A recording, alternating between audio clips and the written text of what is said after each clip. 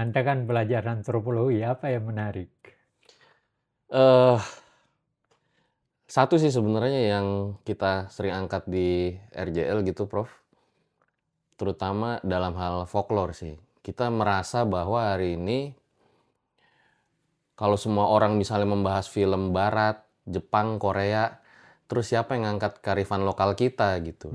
Jangan-jangan nanti bisa punah. Generasi muda akhirnya tahu cerita-cerita Kapten Amerika, terus Iron Man. Nah, itu yang berusaha kita gali sih, bagaimana akhirnya kearifan lokal ini generasi muda itu tahu juga sampai ke mereka, dan kita kemasnya itu dengan gaya yang ya kekinian lah gitu. Itu sih yang Nah, berdasarkan pengalaman Anda, hmm, mereka tertarik tidak untuk hmm, menganggap itu hmm, bagian dari sesuatu yang perlu dia ketahui untuk hmm, perkembangan diri mereka dan hari hmm, depan bangsanya. hmm. Nah, fenomena yang saya alamin gitu, Prof, ketika ada misalnya suatu kelompok yang memang mempunyai kepercayaan yang berbeda dari kelompok lainnya gitu. Nah, itu menariknya di kolom komentar tuh pada bertengkar gitu loh. Oh iya.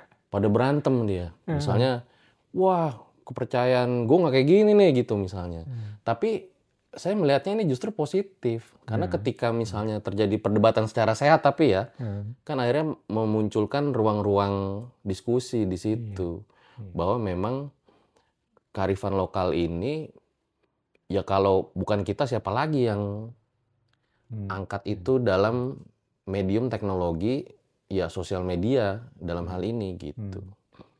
Ya, saya kira usaha itu menarik sih, dalam arti kata eh, akan ada terjadi proses pergantian kan, Hmm. proses pergantian generasi. Kan saya kan digantikan oleh orang lain, Anda juga seperti itu, dan masing-masing generasi itu menghadapi kondisinya yang akan Hmm. dihadapi ketika mereka melanjutkan kehidupannya ke Hmm. hari-hari depan mereka. Nah, eh, menurut Anda, apa makna yang bisa tangkap ketika Anda membaca sesuatu pelajaran sejarah misalnya sebagai satu contoh? Apa Hmm. makna sejarah kemerdekaan Indonesia bagi Anda? Hmm. Saya ya, Bagi generasi muda iya. juga menurut tanggapan Anda? Kalau saya sih yakin ya gitu bahwa apa yang memang diwarisi oleh para leluhur kita gitu, termasuk founding father itu pasti selalu ada dua sisi gitu ya. Kenapa kita yang sisi baiknya itu nggak kita ambil aja terus kita jadikan pelajaran untuk kehidupan di masa yang akan datang gitu. Hmm. Sebenarnya yang justru RJL banyak angkat itu justru di budayanya sih, Prof. Hmm. Nah, folklore itu kan kadang beririsan juga sama sejarah gitu kan. Sejarah, iya. Ya, Iya. jadi itu yang coba kita angkat gitu. Kalau ditanya kenapa di cerita horor RJL angkat, jadi kita ngelihat bahwa sebetulnya cerita horor itu punya kekuatan tersendiri dalam arti penontonnya banyak nih gitu. Nah, Hmm. kita berpikir bahwa kenapa nggak kita manfaatin aja ya? Misalnya dari cerita horor kita selipin juga unsur-unsur edukasi, misalnya ada nilai-nilai budaya, nilai-nilai moral, terus juga ada kearifan lokal, dan nggak jarang juga ada sejarah gitu. Jadi kita selipin di situ, kan yang nonton banyak nih gitu kan. Hmm. Jadi ada unsur-unsur hal tadi gitu. Dan contohnya kayak kita pernah angkat asal-usul kuntilanak gitu. Hmm. Jadi ada sebuah penelitian, Heeh. ini dari orang Jerman, meneliti antropolog Jerman, Heeh. bahwa ternyata asal-usul kuntilanak itu pertama di Pontianak. Hmm. Hmm. Dikisahkan Iya, iya. Sultan Syarif Iya. itu Ah. ketika ingin membangun kota Pontianak, dia menghadapi berbagai tantangan, Hmm. seperti perompak, dan salah satunya kuntilanak ternyata. Heeh. Nah, ketika dia tembakan meriam untuk mengatasi hal tersebut, hambatan-hambatan tadi tuh bisa diatasi, sehingga Hmm. akhirnya berdirilah kota Pontianak. Makanya sampai sekarang, peringatan itu masih ada, tembakan meriam itu loh.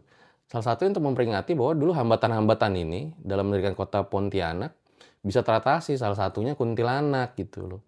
Dan kita juga pernah ngangkat konten bahwa Bung Karno itu dalam sebuah pidatonya pernah mengatakan kalau mau jadi pemimpin Indonesia yang berhasil, bisa mensejahterakan rakyat, harus kawin dengan Nyi Roro Kidul. Nah, pertanyaannya adalah apakah itu Nyi Roro Kidul sebagai sosok penguasa pantai selatan dengan baju hijaunya, dengan partai yang cantik dan punya pasukan yang sangat banyak. Ternyata sebagian itu menganggap Nyi Roro Kidul yang dimaksud Bung Karno itu adalah simbol dari maritim, laut. Jadi sebagai pemimpin Indonesia, Pemimpin kalau mau harus bawa menguasai negara, laut. iya seperti itu, Prof. Jadi itu sih kadang konten-konten yang coba kita angkat gitu loh. Iya, iya. Memang apa namanya? Nah, yang menarik itu penafsiran seperti ini kan jarang dikemukakan orang. Misalnya ketika orang bicara tentang Nyai Roro Kidul, maka yang digambarkan itu adalah Iya, segala macam yang berkaitan dengan hal-hal yang tidak masuk akal. yes. Nah, padahal Anda tadi menganggapnya sebagai sebuah cerita yang berbeda dengan menganggap bahwa sebenarnya ini kaitannya dengan penguasaan laut. Iya. Iya kan? Jadi berarti ketika Nyai Roro Kidul dikaitkan dengan sultan misalnya, sebenarnya bukan pada persoalan dia istrinya sultan, tetapi dalam arti bahwa sultan dianggap menguasai laut dalam proses kelangsungan hidup kesultanannya kan itu yang, dan itu sesuatu yang menurut saya penting dalam konteks sekarang, dalam arti bahwa maritim kita itu, wilayah kita adalah wilayah kepulauan yang tidak bisa tidak adalah wilayah maritim, dan kita harus mengetahui memiliki kemampuan untuk menguasai wilayah laut kita yang demikian luas. Bayangkan 2/3 dari hidup kita ini kan dikuasai laut. Iya. Iya, jadi gitu sih Prof, bahwa mungkin ada kisah-kisah metafor gitu. Kalau saya pribadi, kita harus masuk dulu ke dalamnya gitu loh, untuk mengetahui sebenarnya maknanya apa ya gitu. Jadi jangan langsung telan mentah-mentah juga, karena kadang di zaman dulu itu banyak bahasa-bahasa metafor yang mungkin di zaman sekarang tuh maknanya udah beda gitu kan. Iya. Jadi kita juga harus banyak melihat fungsinya di zaman itu gitu. Iya, saya kira. Nah, itu sering kekeliruan orang di dalam melihat bahwa seakan-akan kelampauan itu atau hal-hal yang berkaitan dengan hal-hal yang bersifat antropologis misalnya, ya lepas begitu aja. Padahal justru kita butuhkan itu dalam konteks melihat kenyataan diri kita sebagai bangsa yang macam-macam, iya kan? Dan apa yang Anda maksud tadi itu tidak hanya satu tempat, tapi di tempat lain yang juga wilayah laut dan segala macam, mungkin dalam bentuk berbeda. Di Jogja begitu, di Kalimantan seperti itu, dimanapun ada perbedaan tertentu. Tetapi kita tidak bisa memahami Indonesia tanpa memahami itu, karena itu adalah kenyataan diri kita sendiri. Gitu. Nah, ini saya kira jasa Anda di dalam memberikan pemahaman terhadap generasi muda, sesama generasi muda Anda, penting supaya mereka tidak melepaskan diri karena ada yang disebut globalisasi, sehingga mereka cuma melihat Korea, melihat apa segala macam kan. Sekarang kita seakan-akan dikuasai budaya Korea kan. Padahal kita sendiri punya banyak Waduh, iya. yang tidak, kalau dibanding dengan Korea nggak seberapa itu. Hmm. Cuma Korea mampu mengolahnya secara baik. Nah di kita diperlukan ada pengolah-pengolah lebih lanjut untuk mungkin nanti dalam contoh sederhana yang yang dari Riau yang Pacu jalur. ya Ya, itu kan menarik. betul. Artinya apakah ada yang lain yang nanti akan memberikan makna tertentu dalam pengertian keluasan pemahaman kemanusiaan. Itu juga jadi tantangan buat aku pribadi sih, Prof ya, bahwa jadi ada dua sisi sebenarnya. Sisi pertama itu nggak sedikit juga yang menganggap bahwa budaya sama sejarah itu topik yang berat sama kaku gitu loh. Tapi di sisi lain ada juga nih anak-anak muda yang justru penasaran sama identitas mereka gitu, nenek moyangnya, leluhur. Justru mencari juga tentang budaya sama sejarah kita itu. Nah, cuman permasalahannya memang nggak bisa dipungkiri. Hari ini banyak sekali yang menggemari K-pop, anime, Marvel begitu kan. Dan yang mengesalkan adalah kadang justru cerita rakyat kita, legenda kita tuh cuman dianggap sebagai dongeng kampung aja gitu. Padahal itu bisa jadi identitas atau perlawanan, simbol perlawanan kita terhadap kolonialisme zaman dulu. Iya, iya. Nah, Banyak itu sih gitu. makanya kadang saya suka ngomong kayak gitu sih. Pada suka joget ala barat, tapi di satu sisi ngatain tarian rakyat kita tuh sering juga gitu. Nah, ini kan miris juga ngeliatnya. Padahal bisa jadi sebuah kekuatan sih menurutku. Nah, itu kan juga ada kaitannya dengan pendidikan.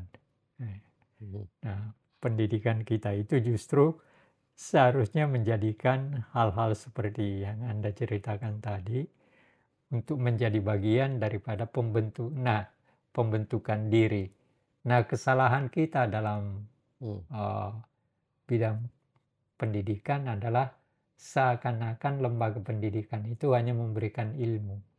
Seorang guru datang mengajarkan sejarah, mengajarkan matematik, sudah itu selesai. Sebenarnya lebih dari itu. Pendidikan itu justru membentuk manusia Indonesia dengan segala kebutuhan kemanusiaan. Itu yang harus dipahami oleh. Jadi seorang guru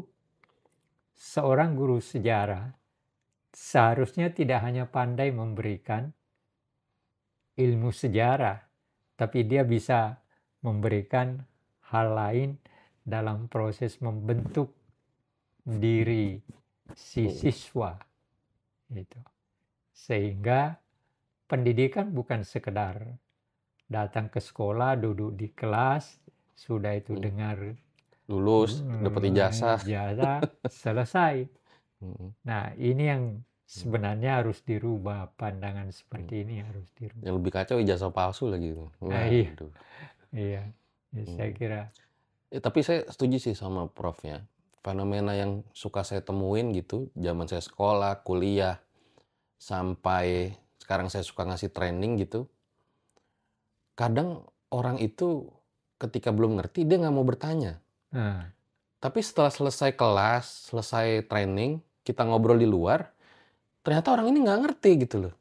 Terus kita tanya kan, loh kenapa nggak tanya tadi pas lagi di forum Anda gitu. tahu kenapa? Psikologi kita itu adalah memang seperti itu. Karena kalau kita bertanya pada saat itu, kita merasa bahwa kita mempermalukan dia. Ada faktor psikologi seperti itu. Nah, ini bedanya kita dengan orang barat misalnya. Apa yang dia segera ingin ketahui, maka segera dia mau nyampaikan. Kalau kita kan kita pendam. Nanti ada waktu di mana mungkin berdua atau hanya ini baru mau ngomong, oh ada sesuatu. Nah, ada faktor apa ya? Faktor kepribadian kita yang memang berbeda. Iya. Iya, sama Nah, mungkin ini juga mungkin Prof. Saya kadang suka nanya sama ini fenomena yang saya temuin iya. gitu ya. Lu ngapa nggak nanya aja sih tadi gitu? Jadi malah bingung gitu kan. Ya takut dianggap nggak ngerti gitu. Iya, Takut kelihatan bodoh. kelihatan bodoh. Padahal justru ketika bertanya ruang-ruang diskusi kan jadi hidup gitu loh. Iya. Itu sih. Jadi dua faktor itu memang. Ya, tetapi ini yang justru memerlukan orang yang berada di dalam lingkungan pendidikan harus memahami hal-hal seperti ini. Sehingga dia ada metode tertentu untuk merubah, memberikan hal tertentu kepada muridnya. Saya ini sudah hampir 50 tahun mengajar. Oh, luar biasa, Prof. Nah, sering sekali begitu saya masuk di kelas, maka yang saya katakan kepada mereka, saya datang bukan sekedar untuk memberikan pelajaran, tapi saya datang untuk berdialog dengan masa depan. Wow. Ya kan yang kita hadapi murid kita itu kan masa depan. Nah, makanya tiap kali saya pancing mereka untuk mau ngomong, tapi itu tidak mudah juga. Jadi sebenarnya harapan kita tuh dari dulu, kenapa milih salah satu segmennya horor gitu, karena pertama penontonnya banyak, dan yang kedua justru ini berangkat dari keresahan bahwa kadang itu horor yang dibuat itu mungkin rekayasa, mungkin settingan gitu. Hanya untuk ya entertain aja. Nah, makanya kita berharap bahwa yang kita angkat itu nggak sekedar memberikan hiburan, tapi ada unsur-unsur edukasinya yang tadi tuh, nilai-nilai budaya, nilai moral, mengangkat kearifan lokal tadi. Jadi kita melihat ketika misalnya seorang punya sebuah fenomena yang dia percayai, di situ kita ngelihat bukannya benar atau salah gitu loh. Ya ini fenomena yang dia percayai dan dia yakini gitu loh. Fenomenanya seperti apa itu yang kita tampilkan sebagai kepercayaan dirinya atau kepercayaan suatu kelompoknya gitu. Jadi kita lebih melihatnya ke sana. Nah, harapannya adalah mungkin selama ini kan banyak penelitian tentang kearifan lokal, mitos, tapi kan itu dalam ruang lingkup akademik ya. Ya kalau orang mau nyari jurnalnya, terus skripsinya bisa. Nah, tapi dengan adanya medium YouTube, TikTok, ya jadi kita bisa isi itu ya. Seperti tadi kita undang seorang antropolog dari Jerman yang neliti kuntilanak, kita review, terus orang komen kan, wah ini orang bule kan neliti kuntilanak gitu kan. Kalau komen seperti itu. Jadi selain hiburan ya itu sih yang pengen kita sampaikan sih gitu. Dari apa lagi? Ya saya kira ada benarnya seperti ya saya juga kan bersama kamu bukan sekedar ngomong, tapi saya mempunyai keinginan agar supaya apa yang saya sampaikan bisa menjadi bahan pemikiran bagi mereka yang mendengar. Iya, saya juga banyak belajar dari Prof nih. Dulu kan nonton di LC dulu nih. Alhamdulillah hari ini bisa ngobrol bareng. Ya kalau dari saya sih sebenarnya folklore kita tuh sangat punya kekuatan, asalkan dikelolanya tuh dengan benar gitu loh. Misalnya kan dijadikan film, tapi filmnya itu misalnya yang memang risetnya sangat dalam gitu loh. Jadi dulu sebelum saya bikin podcast obrolan malam Jumat itu, saya suka nonton film-film horor di Barat dan di Thailand. Nah kalau film horor di Barat itu, misalnya mereka melihat yang aneh-aneh, itu kebanyakan yang saya tonton, itu bukan larinya ke paranormal, tapi ke psikolog dulu dia. Wah ada yang salah nih sama otak gitu kan. Nah ketika jawaban-jawaban itu belum bisa mereka temuin, biasanya mereka akan datang untuk melakukan eksorsis gitu. Eksorsis, ya.